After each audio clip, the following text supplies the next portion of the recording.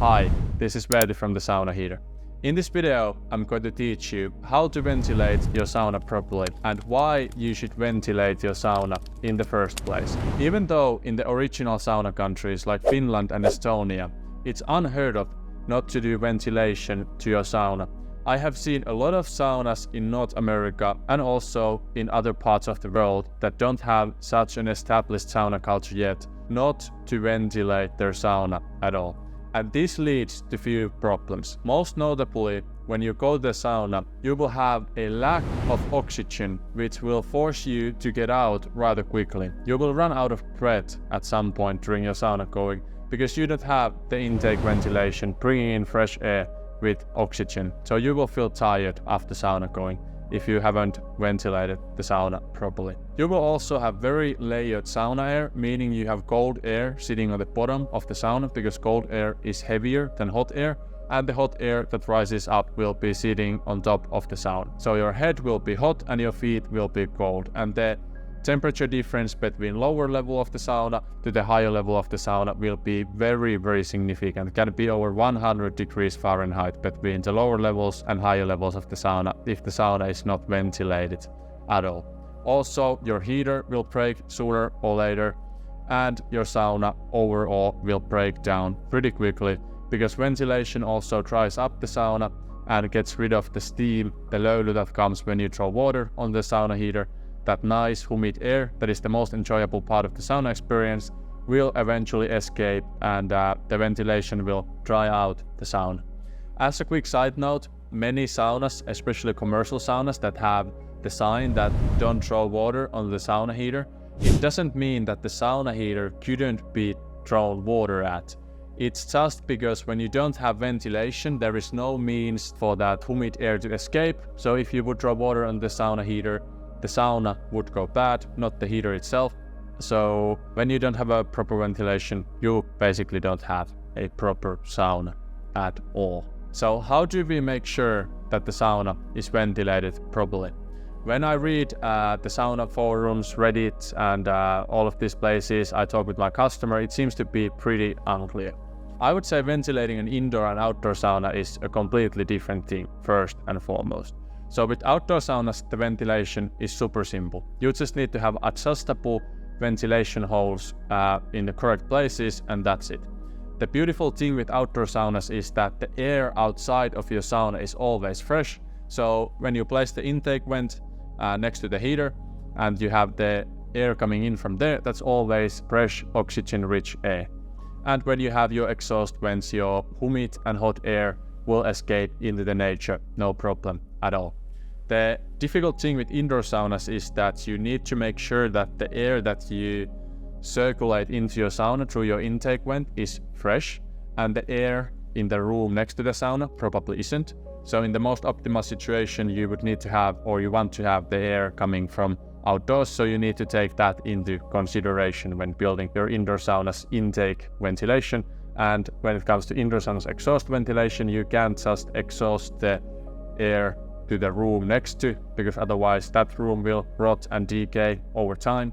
So you want to have the exhaust vents also connecting to your HVAC system that brings the air out from your sauna room. So that's the difficult thing in the indoor saunas, that you need to think where the air is coming from and where is it actually going to. We have two types of ventilation in saunas: mechanical and active ventilation. To put them very simply, we have ventilation that is helped by fans, so you have machines running the ventilation system.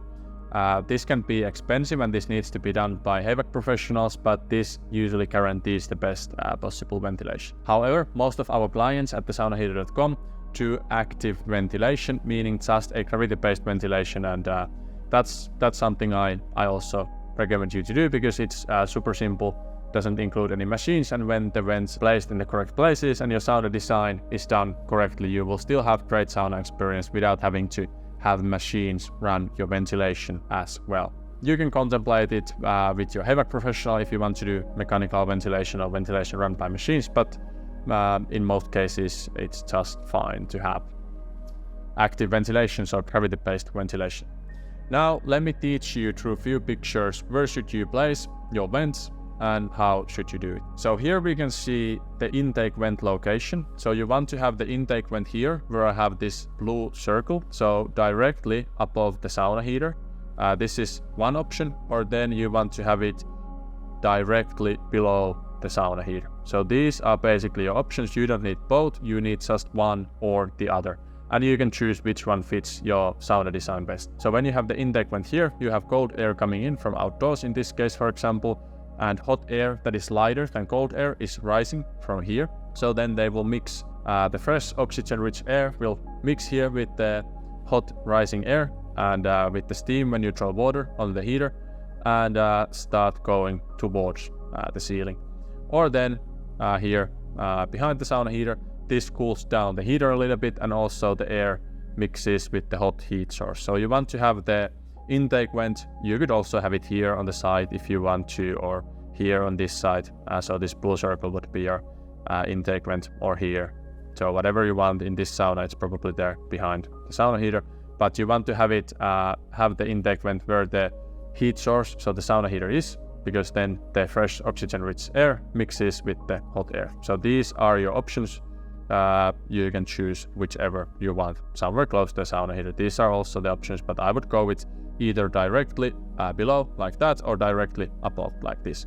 And make sure all the vents are adjustable so you can experiment with it, because the air pressure can be different in different sides of your sauna, and that also affects the ventilation.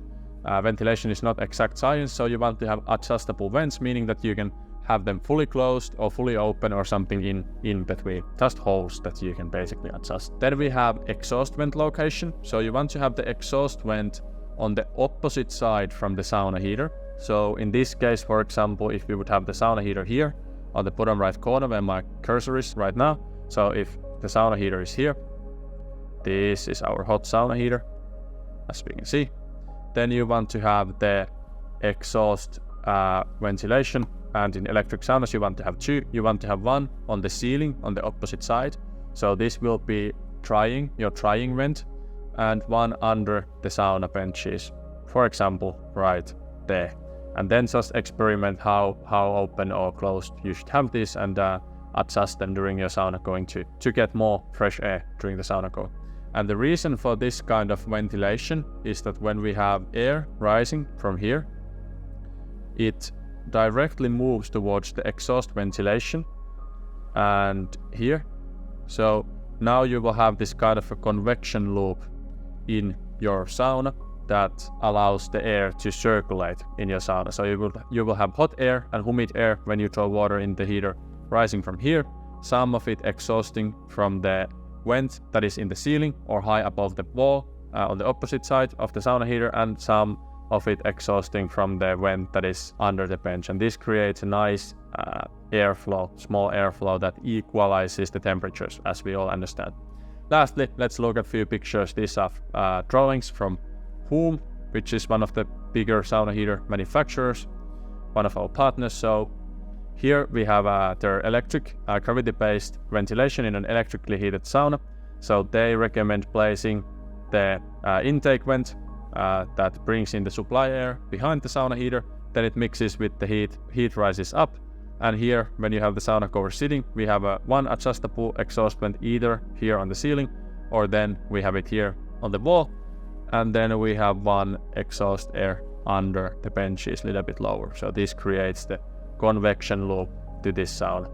And when it comes to wood-fired sauna heaters, the wood burning process itself acts as one vent, because wood burning obviously draws air into the fire chamber. So in this sauna, you could have one intake vent here or here. It mixes with the heater. Then you have only one drying vent, so one exhaust vent here on the ceiling, and then some of the air will be getting into the fire chamber and going out through the chimney. So this would basically create a nice convection loop into your sauna. That's everything about ventilation. You can comment all your questions down below. Ventilation is just one part of great sauna design and sauna build. So if you want to learn more about building your sauna, how to select your layouts, how to build it, and so on and so forth, I would recommend you join the Sauna Society, which is our free online community for all sauna builders. We host free online courses inside the Sauna Society, and we help everyone to build their perfect home sauna in there. Thank you. This was Veeti from thesaunaheater.com, and I will see you inside the Sauna Society. Bye now.